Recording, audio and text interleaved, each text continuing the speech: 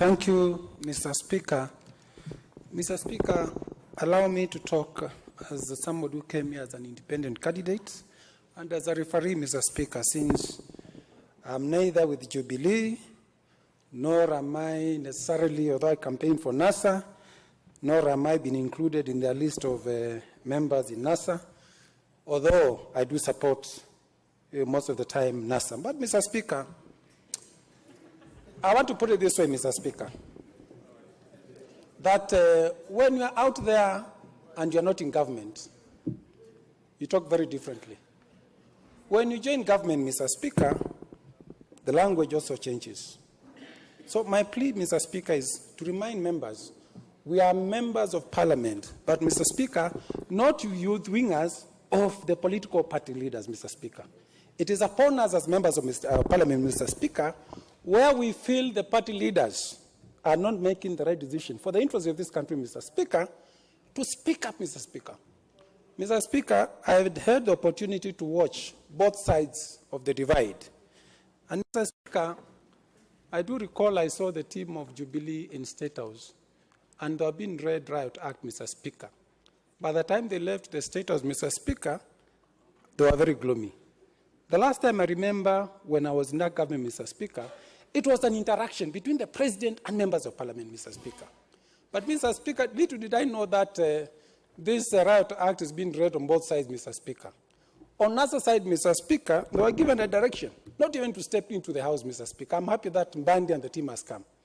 Mr. Speaker, members of Parliament are politicians. The fact that you have been a party leader or the President does not mean these are your cronies and your followers who are supposed to follow you blindly. The challenge you have, Mr. Speaker, is this country is very divided.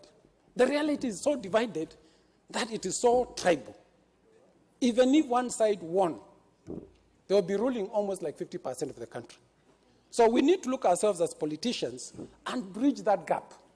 If I'm in Jubilee, how can I be able to convince the other side to believe on my cause? If I'm in NASA, what can I do to convince the other side, Mr. Speaker?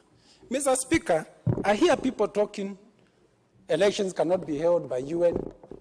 It is undemocratic, it's unconstitutional.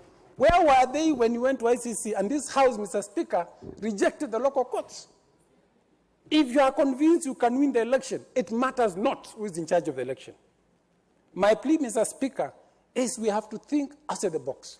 And we members of Parliament, whether you're in NASA or Jubilee, we must convince the leaders. Because if you look at those wazes, they have done their time. What if we destroy the country? What if we went to a civil war, Mr. Speaker? So it is us upon members of Parliament to come to the middle ground, bring both sides on the table. What are the key issues we are talking about, Mr. Speaker? Because we don't have a situation where, Mr. Speaker, we have elections and then we have no country. I want to give you an example, Mr. Speaker. I went for a funeral at my constituency, and I said, Mr. Speaker, I do market my course. I was marketing my NASA. And after I left the funeral, the deputy governor went there. He spoke very well, but he made one blunder. He mentioned Uhuru, just mentioned. And that was the end of the funeral. Is that the country we are talking about, Mr. Speaker? Where you have a head of state is not recognizing certain parts of the country. If you're a friend of the president, you need to tell him the truth. Certain parts of this country are so hostile, actually they don't even recognize him as a head of state. If you're a friend of his, I know I talk to him. If I had the opportunity to talk to him, I will tell him, change your tack. Mr. Speaker, we as members of Parliament have lowered our standards even too low. Tumekuwa watu wa matusi, Mr. Speaker. You see a whole member of Parliament, whatever comes out of his mouth, Mr. Speaker, is not honorable. And it is both sides. And all of a sudden, the more you abuse the other side, the more you become famous, Mr. Speaker. It is shameful, Mr. Speaker. There's nothing honorable abusing a head of state. And I saw it here, Mr. Speaker. I remember 10th Parliament swearing in one member of Parliament, Mr. Speaker, who was called Ababu Namamba. He refused to recognize the head of state. What happened many years later? Is it not with the head of state? Mr. Speaker, times change. Politics change. Don't abuse somebody so that in a way that, Mr. Speaker, in future, you are sworn enemies. Remember, times change. Mr. Speaker, that I feel, Mr. Speaker, we have a responsibility as politicians to stand up as politicians